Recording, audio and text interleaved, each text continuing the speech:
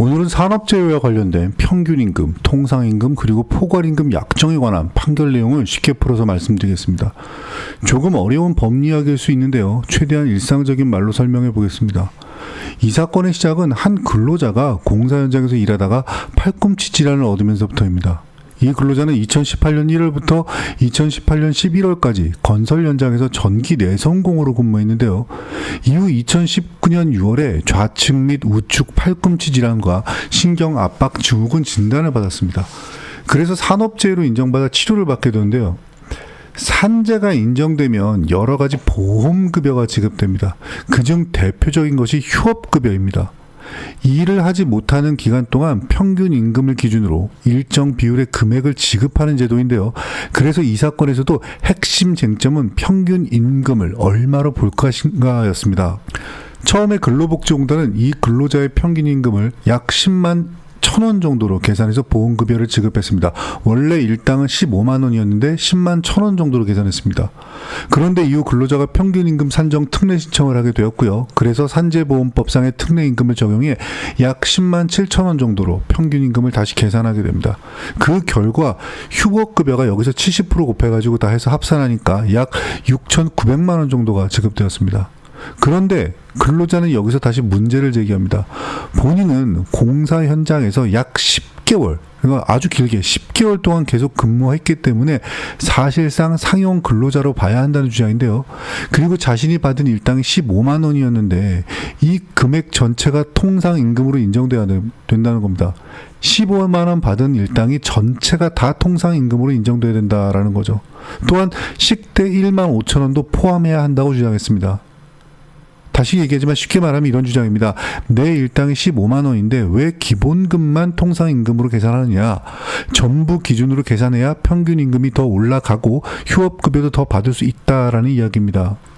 하지만 근로복지공단은 이를 받아들이지 않았습니다. 이유는 이 근로자의 근로계약서에서 일당 15만 원 안에 여러 가지 수당이 이미 포함되어 있다고 보았기 때문입니다.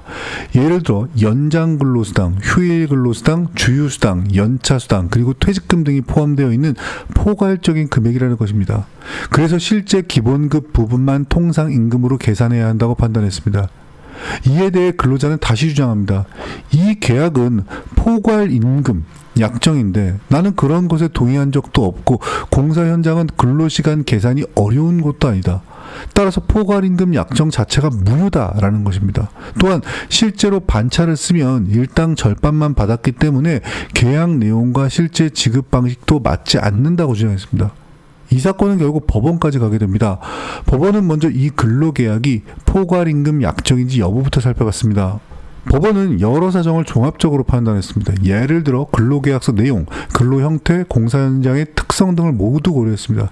그 결과 법원은 이 계약이 전형적인 포괄임금제라고 보기는 어렵다고 판단했습니다. 왜냐하면 계약서 내용을 보면 기본급 외에 연장근로수당이나 휴일근로수당 같은 항목이 존재하고 또 공사 현장의 특성상 근로시간이 불규칙하게 발생할 수 있기 때문에 여러 수당을 미리 합산해서 지급하는 방식으로 볼 수 있다는 것입니다.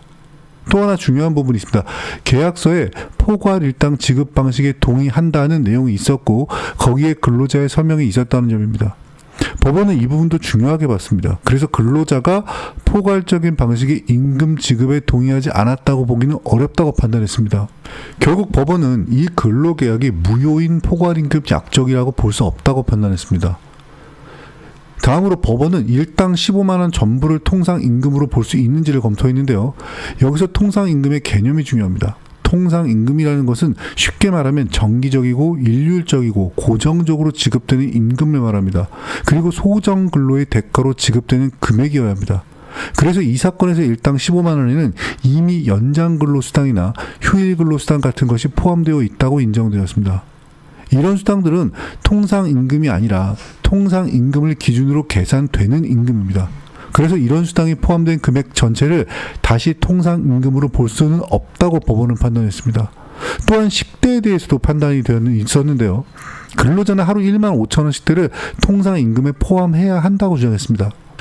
하지만 실제 지급 방식은 현장에서 카드로 식당을 이용하거나 물품을 구매하는 형태였습니다. 즉 출근한 날에만 사용 가능했고 금액이 고정적으로 지급되는 것도 아니었습니다. 그래서 법원은 이것을 생활보조적 복리후생비로 모았고 통상임금에 포함되지 않는다고 판단했습니다.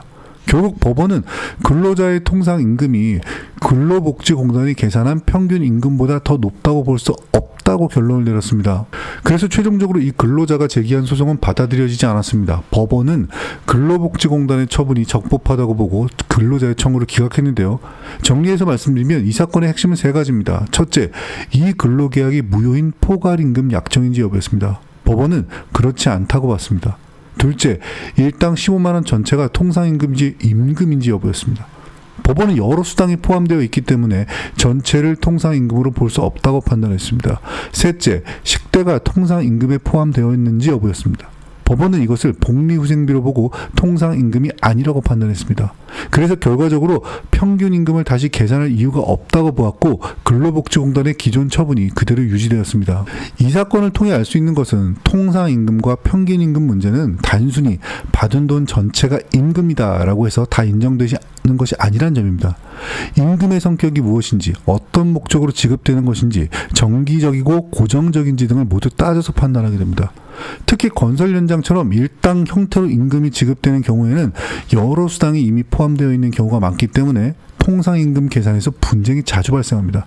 그래서 근로계약서를 작성할 때 임금 항목이 어떻게 구성되어 있는지, 어떤 수당이 포함되어 있는지 꼼꼼하게 확인하는 것이 굉장히 중요하다고 말씀드릴 수 있겠습니다.